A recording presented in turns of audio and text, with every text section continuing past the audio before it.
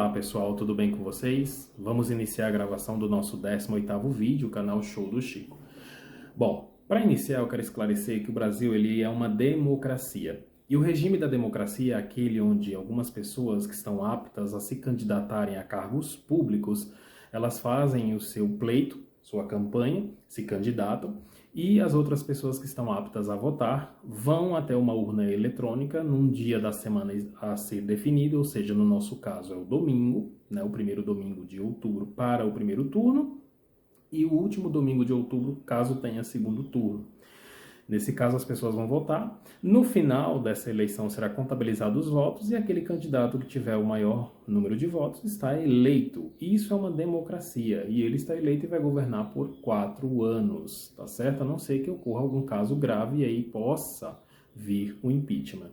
Caso não ocorra nenhum desses casos graves que sejam contemplados com impeachment, ele irá governar os 4 anos. Ou seja, independente do candidato que ganhou, você tem que respeitar o resultado porque ele foi feito de forma democrática. Você foi lá, colocou o seu voto, depositou o seu voto na urna.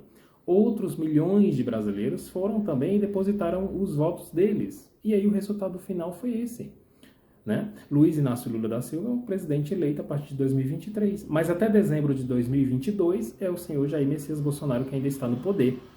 Tá certo? Então não adianta também tentar fazer protestos, queimando pneus em avenidas, bloqueando o direito de ir e vir das pessoas, que inclusive costuma-se dizer que é o maior de todos os direitos, né? O direito da liberdade, o direito de ir e vir. Então se você bloqueia uma avenida e você não deixa as pessoas irem ou virem de onde elas querem ir, você está bloqueando o maior direito delas, a maior liberdade garantida pela Constituição Federal. Então você tem que se decidir se você é contra ou você é a favor da democracia, né? Porque só é democracia se o seu candidato ganhar, se o outro candidato ganhar, então não é democracia. A urna ela só foi... teve fraude na urna porque o seu candidato à presidência perdeu, mas os outros candidatos que se elegeram como senadores, como deputados federais, como deputados estaduais, como governadores. Então a urna não teve fraude lá? A urna só teve fraude na hora do presidente?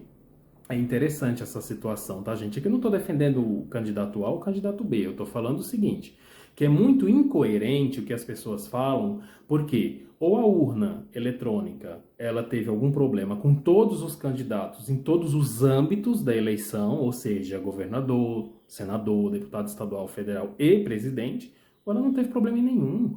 Porque se você vem falar que só teve problema na eleição do presidente, mas todos os outros cargos de outras pessoas que foram eleitas, tá tudo certo? Então o problema na verdade está em você. Porque você não quer aceitar o resultado da urna e você está tentando enxergar um erro onde não existe. As urnas brasileiras são 100% confiáveis. Eu confio na urna. Eu deposito meu voto na urna eletrônica e confio na credibilidade e na segurança que ela tem. Então, eu quero deixar essa breve reflexão para vocês. Vamos respeitar o candidato que ganhou, ele vai governar para todas as pessoas. Ele vai presidir o país, ele vai ser um chefe de Estado de um país para todas as pessoas. Ele não vai governar só para quem votou nele, tá certo? Até porque, lembrando que como o voto é secreto e a urna não tem como identificar em quem o eleitor A ou o eleitor B votou, isso quer dizer que ele também não tem como, teoricamente, saber quem votou nele. Então, ele vai ter que governar para todas as pessoas. Vamos torcer para que seja um bom governo, né? Melhor do que o último, inclusive, né? Que assim fique destacado, porque não é uma questão de não torcer a favor ou torcer contra. É uma questão, na verdade, da realidade que a gente está vivendo. É uma realidade muito complicada. A gente perdeu acordos ambientais com Noruega, com França, com a Alemanha.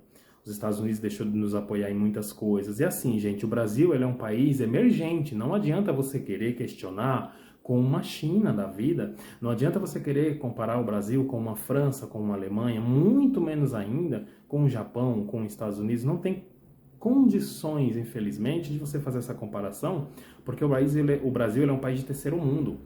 Ele é um país que está em zona de emergir, ou seja, ele está tentando se desenvolver cada vez mais para, quem sabe, um dia se tornar um país de primeiro mundo. Só que isso está um pouquinho distante ainda, e não adianta ele tentar quebrar acordos comerciais com países gigantescos, não só em questão territorial, que isso fique bem claro, gigantescos em potência econômica, né? Potência militar, em poderio de todas as outras maneiras, entendeu? Em educação, que é uma base que falta muito no Brasil. Então, assim, não adianta ficar questionando muito isso, porque o Brasil depende muito desses outros países. Nós somos 215 milhões de brasileiros aproximadamente, né? Inclusive tem um censo do IBGE que está acontecendo para justamente saber qual é a população mais próxima, né, do Brasil, mas até o momento estima-se que sejam 215 milhões, então assim, não adianta você ter essa noção de que esses 215 milhões do Brasil vão manter o Brasil de pé, sozinho, não existe essa possibilidade. O Brasil ele precisa exportar produto, claro, mas ele também precisa importar, então ele tem que ter acordos comerciais que sejam valiosos, né? E aí a gente perdeu muitos acordos comerciais com Noruega, com França, com Alemanha, com China, com Estados Unidos, e isso não foi interessante para nenhum de nós, vocês podem ter certeza, tá bom? Bom, saindo desse aspecto, então, viva a democracia, né? Sempre. Eu quero fazer a oração, então, do nosso Pai Nosso e o Salmo 23. Pai nosso que estais nos céus, santificado seja o vosso nome. Venha a nós o vosso reino, seja feita a vossa vontade, assim na terra como nos céus. O pão nosso de cada dia nos dai hoje, perdoai as nossas ofensas, assim como nós perdoamos a quem nos tem ofendido. E não nos deixeis cair em tentação, mas livrai-nos, Senhor, do mal. Amém. Salmo 23. O Senhor é o meu pastor, nada me faltará. Deitar-me faz em verdes pastos. Guia-me mansamente a águas tranquilas. Refrigera minha alma. Guia-me pelas veredas da justiça por amor do seu nome. Ainda que eu andasse pelo vale da sombra da morte, eu não temerei mal algum, porque tu estás comigo. A tua vara e o teu cajado me consolam. Preparas uma mesa perante a mim na presença dos meus inimigos. Unges a minha cabeça com óleo, o meu cálice transborda. Certamente que a bondade e a misericórdia me seguirão todos os dias da minha vida, e eu habitarei na casa do Senhor por longos dias, que assim seja. Amém. Vou tomar uma água, aquela dica da água de todos os vídeos, eu repito aqui mais uma vez, tomem água. Tá um pouco friozinho aqui em São Paulo, e às vezes a gente não quer tomar água, porque tá frio, enfim, o organismo também não pede, né? Mas o que eu falo para vocês é, tomem água mesmo no frio, gente, é necessário para evitar, e no mínimo aí, brincando, pedra nos rins, né? Entre outros aspectos que acabam piorando o nosso corpo. Tá bom? Vamos iniciar o nosso bate-papo jurídico, e hoje são dois assuntos mais simples e mais rápidos, né? O primeiro assunto é sobre vaga de garagem, de estacionamento de condomínio. Como fica a questão da vaga de garagem dos apartamentos? Algumas pessoas me questionaram e eu achei que é um assunto bem relevante e prático e trouxe aqui para vocês. A gente tem 3 tipos de vagas de garagem, tá certo? A primeira vaga de garagem é a vaga mais simples de todas, que é a vaga de uso comum. O seu apartamento ele é detentor de uma vaga de garagem, mas ela é de uso comum, ou seja, é uma vaga livre. Você não tem uma demarcação dessa vaga. Chegou no estacionamento, você estaciona na vaga que você bem entender. Então, é chamada de vaga de uso comum ou vaga livre. Ela está atrelada ao seu apartamento, mas ela não pode ser vendida, né? Então, só é vendida a vaga se for vendida o apartamento junto com ela, porque ela não é uma vaga autônoma, que é o nosso segundo tipo de vaga. A vaga autônoma é a vaga mais procurada do país. Por quê? Porque a vaga autônoma ela tem um documento autônomo, ela tem um documento isolado do apartamento. Então, quando você for vender, você não precisa vender o apartamento junto, você pode vender só a vaga. E olha que interessante, se a convenção coletiva do condomínio permitir, você pode inclusive vender para terceiro, ou seja, vender para pessoas que nem moram no condomínio. Olha que bacana. Porém, se a convenção coletiva do condomínio não permitir, aí você só pode vender diretamente para um outro morador do próprio condomínio, tá certo? Aquelas pessoas que geralmente têm 2, 3 carros, ou a família é grande e tem mais de um carro, elas sempre procuram comprar esse tipo de vaga. Se a vaga é autônoma, então que isso fique bem claro, tá? Se a vaga ela não é autônoma, se ela é uma vaga de uso comum, vaga livre, ou chamada também de vaga acessória, ou seja, aquela que está atrelada no mesmo documento do apartamento, na mesma escritura do apartamento, essa vaga ela não pode ser vendida, tá certo? Separadamente do apartamento. Se você for vendê-la, você tem que incluir na venda do apartamento também. E detalhe, gente, inclusive até aluguel de vagas dentro de estacionamento de condomínio tem que obedecer às regras da convenção coletiva.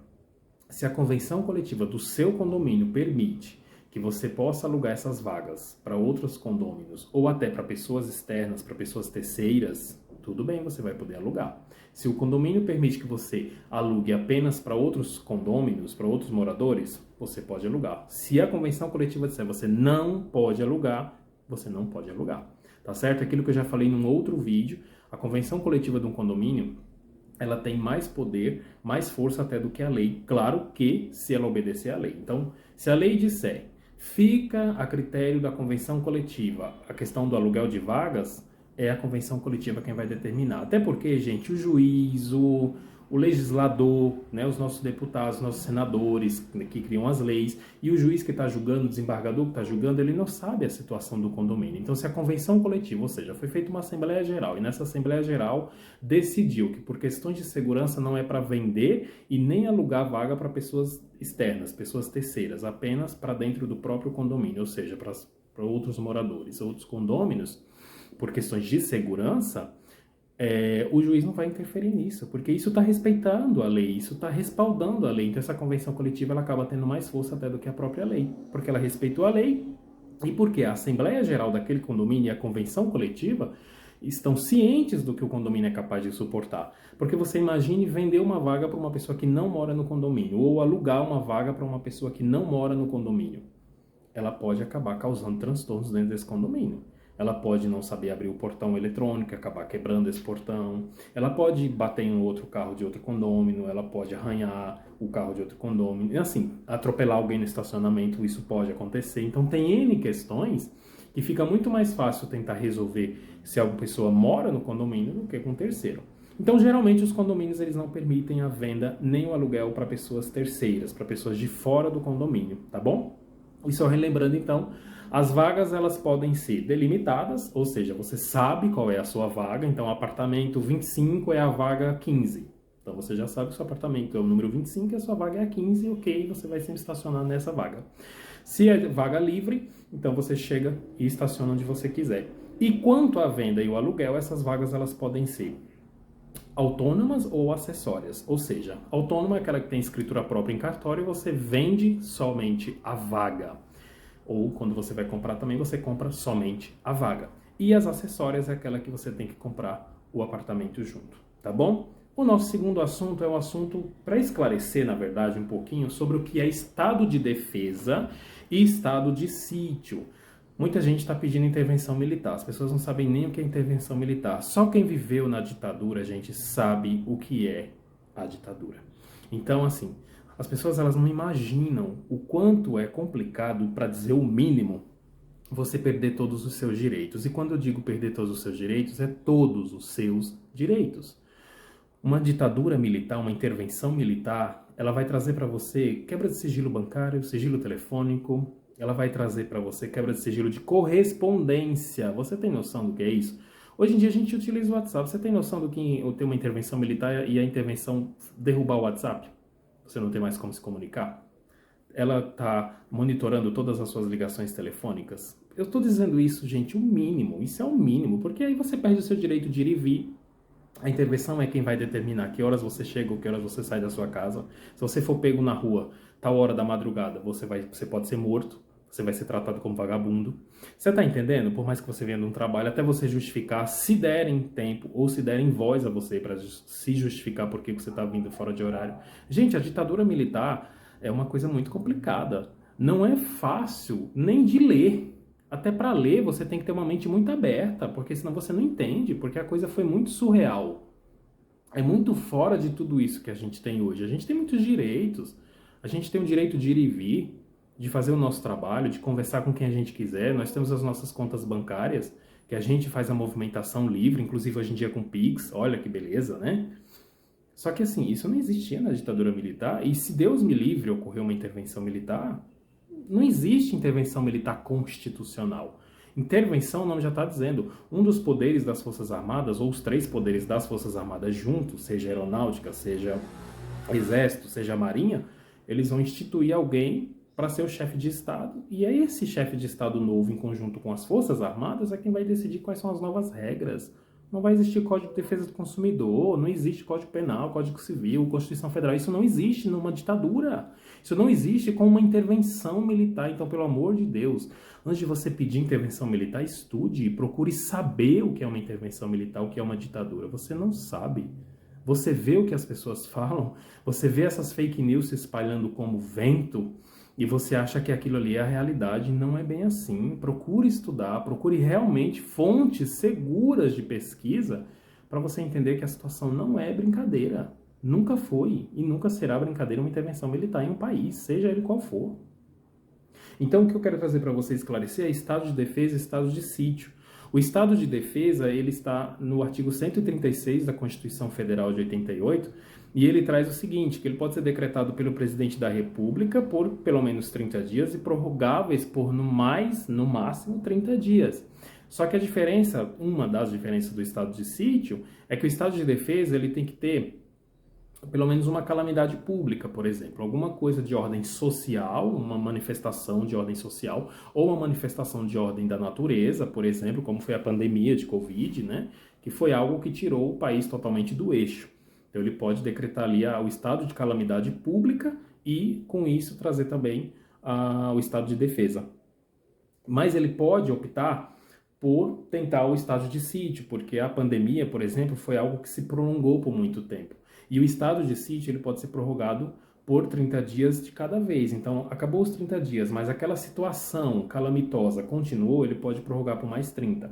O estado de sítio, geralmente, gente, é usado em questão de guerra. E ele está estabelecido no artigo 137 até o 141 da Constituição Federal. O estado de sítio, geralmente, é quando o país está sob ataque externo ou também em guerra interna. Ele precisa ter algum controle. A diferença crucial ali entre estado de defesa e estado de sítio é que no de defesa, o presidente ele faz o decreto e depois ele manda para o Congresso avaliar. No estado de sítio é o contrário. É o Congresso quem tem que já dá essa manifestação anterior autorizando o estado de sítio.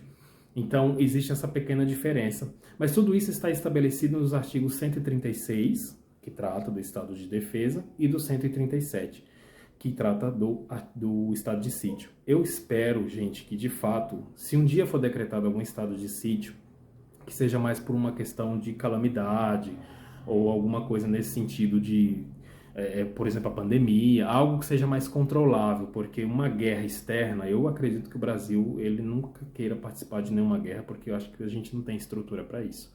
A gente não conseguiria lidar muito bem com essa situação, não. Então, eu espero que nenhum país nunca queira atacar-nos, né? Que as nossas Forças Armadas, claro, tentem se preparar para tudo isso, mas que isso nunca venha a ocorrer, até porque o Brasil, mesmo com todas essas situações que ocorreram nesses últimos 4 anos, de desgaste diplomático, né, de um país com outro, mas o Brasil ainda tem uma convivência muito boa no mundo. Então, só para relembrar para vocês, estado de defesa é a decretação do presidente da República, ele faz um decreto, manda para o Congresso Nacional e eles aprovam por pelo menos 30 dias. O estado de defesa geralmente está interligado ali a uma calamidade pública, a uma desordem social, uma desordem da natureza, né, eventos naturais. O estado de sítio ele está interligado também a essa calamidade pública, só que aí ela se estende por muito tempo, porque ele pode ser renovado 30 dias, passou os 30 dias, não resolveu, pode ser renovado por mais 30 dias, passou aqueles outros novos 30 dias, não resolveu, o estado de sítio pode ser renovado por mais 30 dias, até se resolver aquela situação daquela calamidade, ou se tiver guerra, seja essa guerra externa ou interna, tá certo? E não tem nada a ver estado de defesa com estado de sítio sobre a intervenção militar ou o golpe de estado. Intervenção militar e golpe de Estado está interligado diretamente com ditadura, não tem nada a ver com o que está decretado na Constituição Federal, tá bom? Até porque se o nome está falando intervenção militar, por que ele vai fazer isso na Constituição Federal? Se a Constituição Federal é para assegurar direitos, liberdades, garantias, por que eu vou colocar na Constituição Federal que o militar pode intervir? Isso não tem cabimento, gente. Isso é uma coisa de gente que não estudou, que não entendeu, que não lê, que tem preguiça de pesquisar, que pega a primeira informação que acha no WhatsApp ou em qualquer outro aplicativo e sai divulgando como se aquilo fosse a maior verdade de todas. E não é bem assim, tá bom? Qualquer coisa, qualquer dúvida, aquilo de sempre. Pode entrar em contato comigo pelas minhas redes sociais ou aqui mesmo no YouTube. Tá bom? Gente, A nossa dica de viagem de hoje é uma dica bem bacana. Ela fica lá na região dos Lagos, no Rio de Janeiro, exatamente. Cabo Frio, Arraial do Cabo e Búzios. Quando eu fui, eu me hospedei em Cabo Frio, porque ele fica bem centralizado. Então, de um lado você tem Arraial e de outro lado você tem Búzios. Em Cabo Frio você tem várias praias também bacanas. E a hospedagem, ela costuma ser mais barata porque ele é o centro ali. Vamos dizer que é a cidade principal das três. Aí, inclusive, a rodoviária mais fácil ali também para vir para São Paulo é diretamente ali em Cabo Frio. E Cabo Frio também tem aeroporto. Então, fica muito mais prático aí a viagem. Eu me hospedei lá. E tem a Ilha do Japonês, que é uma ilha muito conhecida ali dentro de Cabo Frio. Do outro lado, você então vai para Arraial do Cabo, que é aquelas praias paradisíacas que as pessoas costumam mencionar ali como se fosse uma espécie de Caribe, né, brasileiro, porque as águas são bem cristalinas, bem azul, aquele azul, um azul mais clarinho. É muito bonito Arraial do Cabo, de fato, vale muito a pena conhecer. E tem aquela escadaria famosa, que inclusive acho que vocês viram uma foto aí nesse vídeo de abertura, que é a escada do Pontal de Atalaia, né? O Pontal de Atalaia é uma escadaria enorme, que tem mais de 200 degraus, acredito, bem mais, que você acaba descendo e também pode fazer a subida dela.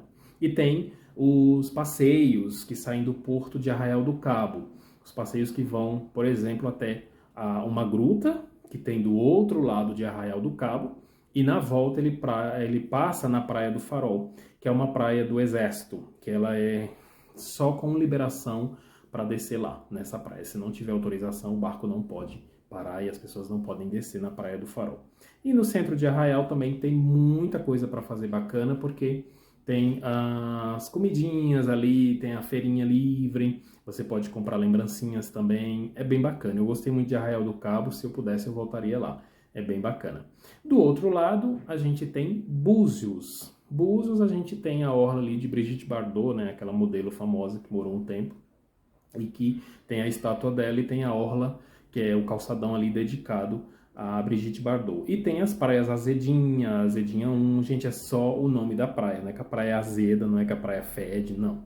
É apenas o nome da praia. E você também tem as escadarias de acesso, porque geralmente, né, como a região dos lagos do Rio de Janeiro tem muitos morros, as praias geralmente elas são bem mais baixas, então você tem que chegar até elas, o acesso até elas é via escada, tá certo? Então eu recomendo muito que você vá, sim, até Cabo Frio. Se você puder se hospedar em Cabo Frio, eu acredito que se você tem intenção de visitar Cabo Frio mesmo, depois Búzios, depois Arraial do Cabo, eu acho que ele é a melhor localização para você. Porque se você vai só para Arraial e se você quer ir para Búzios, você vai ter que atravessar Cabo Frio inteira para poder chegar até Búzios. Se você já está em Cabo Frio, então fica muito mais fácil você se dirigir até Búzios. Ou se você quer se dirigir também a Arraial do Cabo, que fica do outro lado, tá bom? Ou seja, você fica bem centralizado ficando em Cabo Frio, na região dos lagos do Rio de Janeiro. Eu super indico, tá bom? Hospedagem e alimentação bem em conta também. Eu achei super em conta todas essas coisas. Passeios também tem, só que mais em Búzios ou mais em Arraial, tá certo? A nossa carta de tarô de hoje eu vou pegar aqui para vocês, só que eu vou tomar mais um gole de água porque eu estou com sede. Tomem água, gente. Eu que falo, então, tenho que tomar muita água. A nossa carta de tarô de hoje é um arcano maior de número 11. A força. Deixa eu colocar aqui para vocês. A força. Tá vendo que essa mulher ela está segurando um leão? Ela está domando um leão. O leão, gente, ele é o rei da selva. Viram aí, ó? Arcano de número 11, a força. Deixa eu só afastar um pouquinho, ficou melhor. Isso mesmo. O arcano de número 11, né, a força, ele representa uma mulher colocando aí, segurando um leão. O leão, ele é a representação do rei da selva. O leão, ele é a representação da força, do ataque, da velocidade, da ferocidade.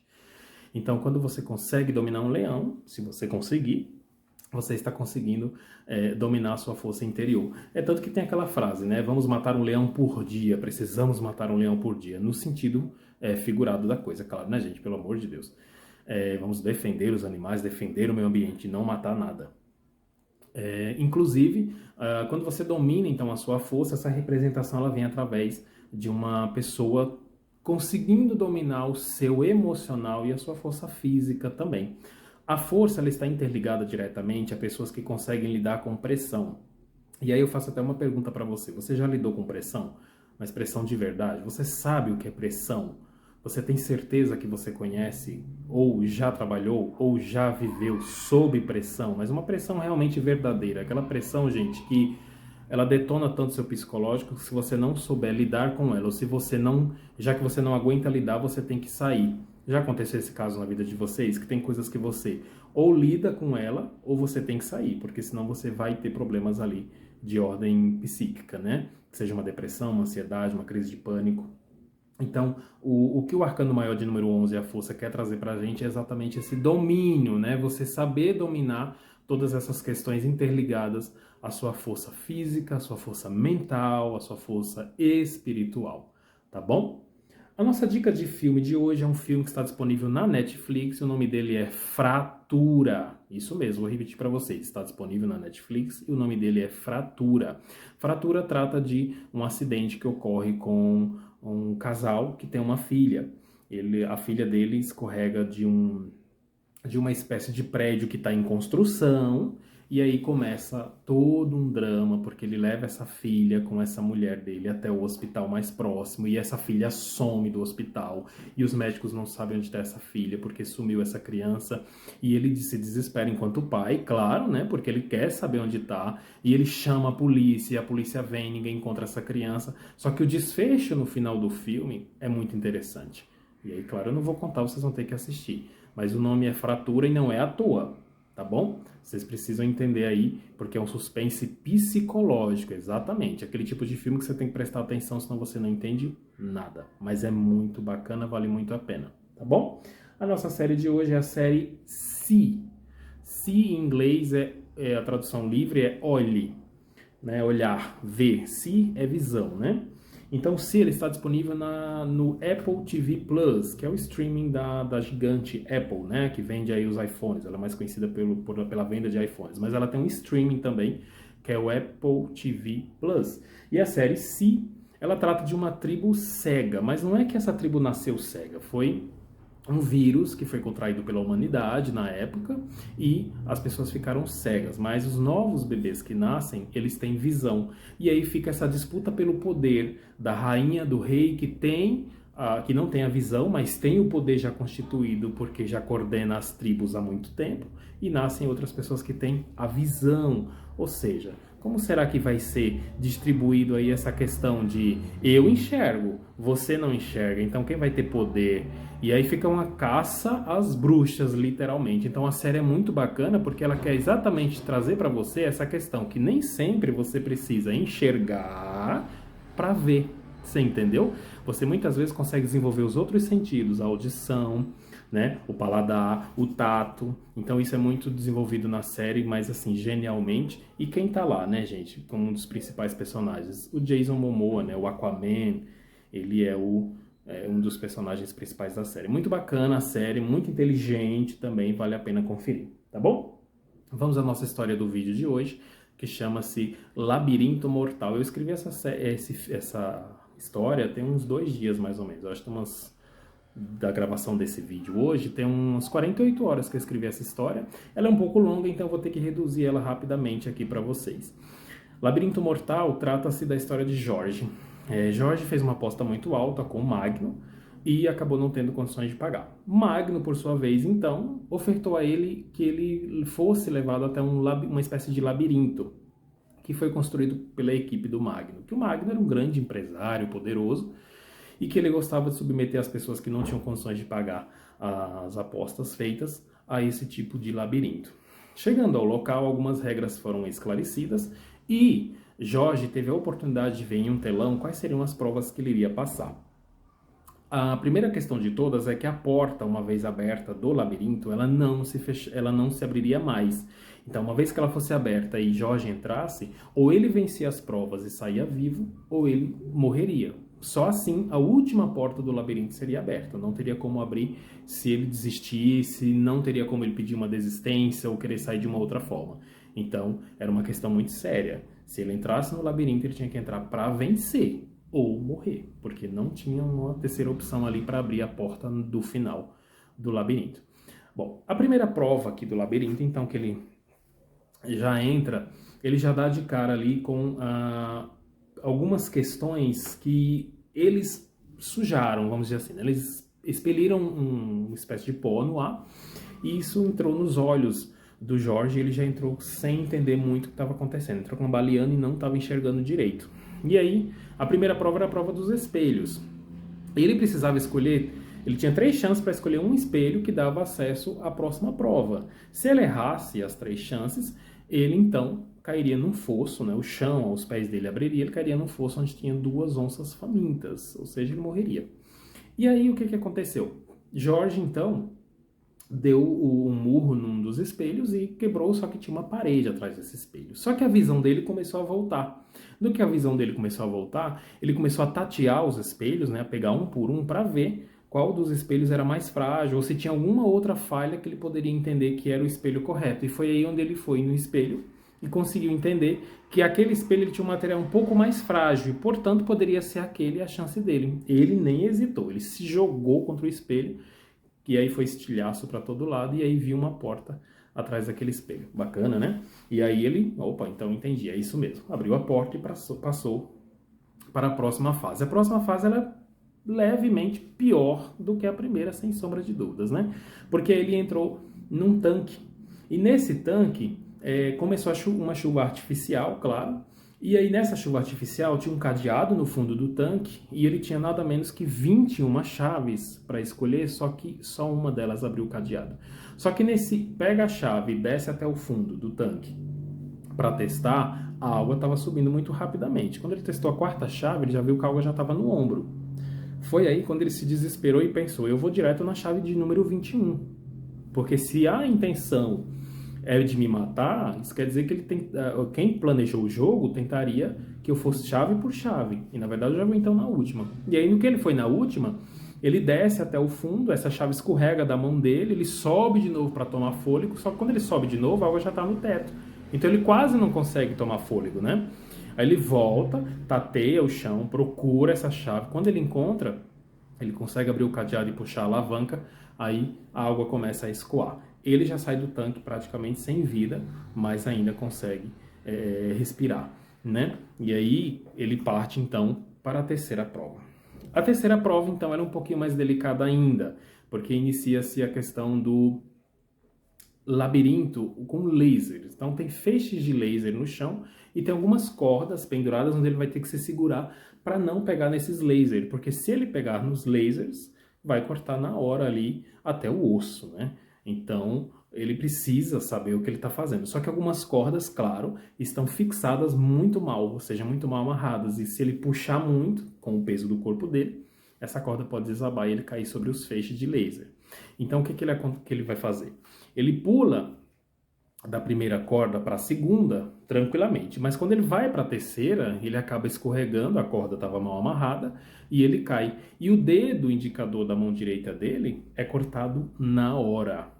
Então, ele tenta se recuperar, pula para a 4ª corda e da 4ª corda ele nem tenta pegar mais a 5ª corda, ele já pula direto para a porta. Só que quando ele chega na porta, tem uma outra dificuldade que é os botões para abrir essa porta e desligar o laser.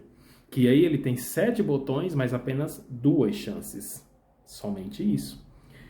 Se ele errar as 2 chances, obviamente que ele não vai conseguir sair da sala, só que vai chegar uma hora em que as paredes da sala vão espremê-lo, né? Uma contra a outra. Então ele vai ter que desligar o laser e abrir a porta.